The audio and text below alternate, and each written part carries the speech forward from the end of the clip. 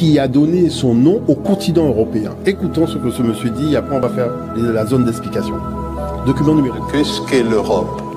Grande question. Aujourd'hui, nous la posons dans un contexte bien grave, mais elle est toujours valable parce que cette identité a changé depuis les débuts. Et par les débuts, j'entends ce mythe grec de la princesse africaine Europe qui est enlevée et emmenée dans un site où elle va fonder le continent que nous appelons Europe. Donc j'adressais cette question un peu trop longuement dans ma conférence inaugurale, mais il me semblait important d'essayer de comprendre qu'est-ce que ça veut dire pour nous aujourd'hui. Et c'est pas le même sens que ce mythe avait pour les Grecs et pour les Européennes qui ont suivi les Grecs. Pour nous aujourd'hui, quel sens peut-il avoir d'être sur un territoire, l'Europe, qui a été fondé par une femme enlevée, une femme violentée, une femme africaine, donc une immigrante, une réfugiée, nous allons voir qu'il y a tout un vocabulaire lié à cette conception. Ah, le plan travaillé depuis la base. Hein. Donc, vous voyez l'affaire. Bon, donc maintenant, la chose, vous voyez comment les gens, à force de falsifier, ils sont dans des problèmes. Donc, vous avez vu, je vous ai montré un document au départ où on vous dit que c'est une phénicienne. Et on part que Cadmos est phénicien, tout le monde est phénicien. Vous voyez, au Collège de France, il y a une intervention d'un spécialiste qui dit que c'est une femme africaine. Et que, alors, maintenant, il faut rentrer dans le fond de l'affaire. Lorsqu'un Européen dit qu'il est européen, c'est-à-dire quand un Blanc dit qu'il est européen, il se rattache à une femme africaine. Et c'est ça qu'ils essayent de cacher, c'est-à-dire c'est ça que les spécialistes essayent de cacher. Donc, moi, j'affronte tout le monde sur ce terrain, il n'y a aucun problème. Premièrement, tout ça remonte aux suppliantes d'Échille. Échille raconte que dans le Péloponnèse, donc en Grèce, le roi d'Argos, Inachos, a une fille qui s'appelle Io, mais qui était aussi une grande prêtresse. Et cette fille, il va y avoir plusieurs versions, donc puisque Hérodote va en parler.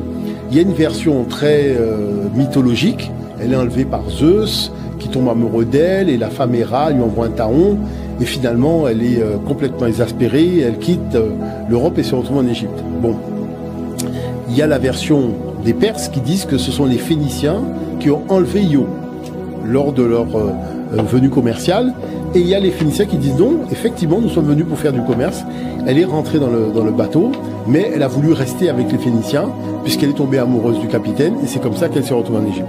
Toujours est-il que moi je suis parti sur la base que comme ces gens-là sont tous des blancs, arrivés en Égypte, donc Epaphros est blanc, mais il va épouser une femme noire, donc leur descendance sera métisse. Non mon cher ami, Échille il dit et le fils que tu mettras au monde Io sera le noir Epaphos. Donc là, ça veut dire que Échille et tous les Grecs sont conscients que c'est une histoire de noir. D'accord? Puisque les Phéniciens, ce sont les Cananéens, c'est une façon d'appeler les Cananéens. Donc, résultat, c'est quoi? C'est que Argos fait partie des Pélages. Et les Pélages, ça vient de Pélagos, qui est, je dirais, l'éponyme des Pélages. Et on vous dit que Pélagos produisit la terre noire.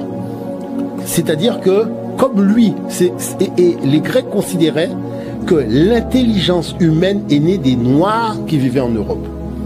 D'accord? Ce qu'ils appelaient la naissance de la race humaine. La naissance de la race humaine, moi je peux vous montrer les documents, hein. Vous voyez, la naissance voilà, la terre noire enfanta Pélagos afin qu'il y eut une race humaine.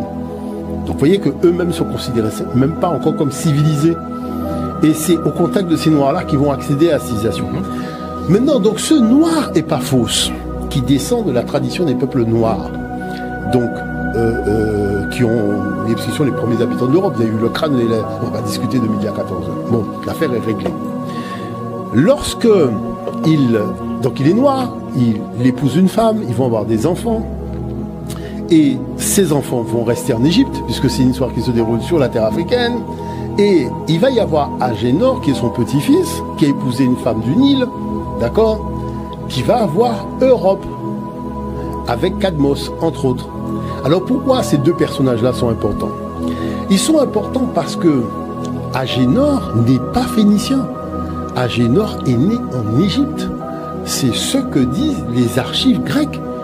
Sauf que comme la région était sous protectorat de l'Égypte, donc il y a ce qu'on appelle un préfet, c'est-à-dire qu'on envoie quelqu'un qui va administrer le territoire. Donc Agénor administrait la Phénicie pour le compte de l'Égypte. D'accord? Bon. Mais prenons Cadmos, qui est le frère d'Europe. Cadmos qui a apporté l'écriture et qui a fondé une cité très importante en Europe. Regardez la discussion. Je suis à la Sorbonne et je demande aux gens de m'expliquer comment si Cadmos est phénicien, il y a 3 villes, Tyr, Sidon et Byblos, en Phénicie, qui sont les 3 cités principales. Cadmos, originaire de Phénicie, monte en Europe fonder une cité qu'il appelle Thèbes. Mais Thèbes, c'est la capitale de l'Égypte pharaonique.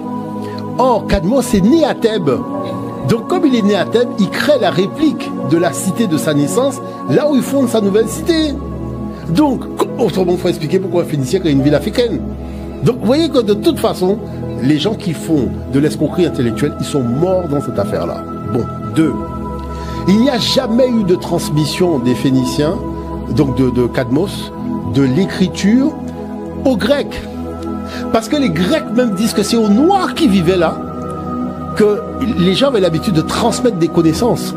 Et les Noirs qui vivaient en Grèce transmettaient les connaissances, notamment au niveau de l'écrit, aux Noirs qui vivaient en Italie. Et c'est pour ça que je dis, il ne faut pas oublier que les Noirs qui vivaient en Italie, c'est eux qui sont à l'origine de ce qu'on appelle le latin. Et que lorsque les Européens sont arrivés, alors on peut régler l'affaire très rapidement. Vous savez qu'on dit alpha, bêta, gamma au niveau de la Grèce, et au niveau de l'Italie on dit ABC. Alors vous voyez qu'il y a cette différence au niveau du G, parce que les Noirs qui vivaient en Italie ont remplacé le G par le C. Et qu'est-ce que les Européens, donc qui arrivaient à l'époque, les envahisseurs, eh bien, ils ont adopté le C. Mais ceux qui sont restés en Grèce ont adopté le G. Donc vous voyez l'aspect, ils sont tributaires de la culture africaine à tous les niveaux. Donc du coup, maintenant, ce qu'il faut dire, c'est qu'Europe n'a jamais été en Europe. Parce que les historiens grecs disent que Europe a été enlevée par les Crétois. Et ce sont les Crétois qui l'ont enlevée et qui l'ont emmenée en Crète. Et donc c'est pour ça que l'erreur commise par son frère qui est parti à sa recherche, donc ses frères, c'était d'aller la chercher en Europe en pensant qu'elle était en Europe alors qu'elle était en Crète. Et c'est parce qu'il l'a pas trouvé qu'il a fondé la cité de Thèbes. Mais il n'en demeure pas moins que l'histoire a été tellement marquante, ça a été un marqueur tellement fort pour le début de l'invasion des Caucasiens en Europe, que ne sachant pas quel nom donner à ce territoire, eh ben, tout simplement, ils ont repris le nom que les autochtones ont dit, c'est-à-dire les Pélages, et ils ont repris un nom nouveau qui est Europe, qui émane d'une histoire qui concernait les Pélages et les Égyptiens déplacés en Phénicie. Donc, c'est-à-dire que soit on est un petit peu sérieux et on raconte une histoire sur la base de la documentation, de la science, de l'ADN et de tout ça, soit on fait de la facétie, et ça veut dire qu'on ment à la jeunesse européenne, mais aussi on ment à la jeunesse africaine. Donc je pense qu'il faut, sur cette base-là, que tout le monde se rassure et tout le monde se calme. Un Européen, quand il dit je suis Européen, quand tu dis tu es Européen, tu reconnais descendre d'une tradition africaine qui t'a donné l'écriture, qui t'a donné l'architecture, qui t'a donné les sciences, qui t'a donné la royauté, puisqu'il ne faut pas oublier que les premiers Européens qui sont arrivés, les envahisseurs, ont dit que le peuple qui a porté l'intelligence dans leur histoire, c'est le peuple noir, les Pélagiens, donc les Pélages qui vivaient en Europe. C'est écrit noir sur blanc. On peut montrer, et il y a beaucoup de doyens d'université qui ont fait des documents là-dessus et qui l'ont explicité. Donc voilà la réalité, c'est ça la vraie trame de l'histoire, et je dirais que tout le reste n'est que facétie.